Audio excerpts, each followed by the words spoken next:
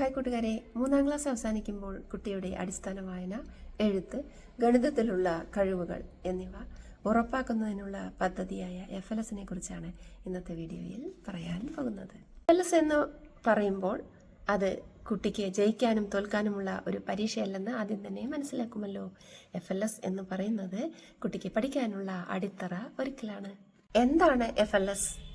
Foundational literacy and numeracy support എന്നാണ് FLSന്റെ full form. FLSന്റെ ലക്ഷ്യം എന്ന് പറയുന്നത് പിന്നോക്കം നിൽക്കുന്ന കുട്ടിയെ പേടി കൂടാതെ മുന്നോട്ട് നയിക്കുക എന്നതാണ്. മാത്രമല്ല, സ്റ്റാൻഡേർഡ് 3 കഴിയുമ്പോൾ കുട്ടിക്ക് ലളിതവാക്യങ്ങൾ തടസ്സമില്ലാതെ വായിക്കാൻ കഴിയണം. വായിച്ചതിന്റെ അർത്ഥം പറയണം. 4-5 വരികൾ സ്വന്തമായി എഴുതണം.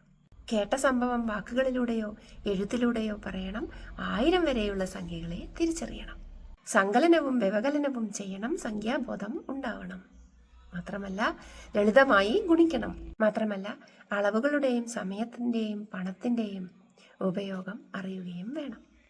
FLS എങ്ങനെ എന്നതും ആർക്കൊക്കെയാണത് നടത്തേണ്ടതെന്നും എങ്ങനെയാണ് അതിന്റെ പരീക്ഷയെന്നും ചോദ്യപേപ്പറിന്റെ വിശദീകരണവുമായി അടുത്ത ക്ലാസ്സിൽ കാണാം. Bye bye.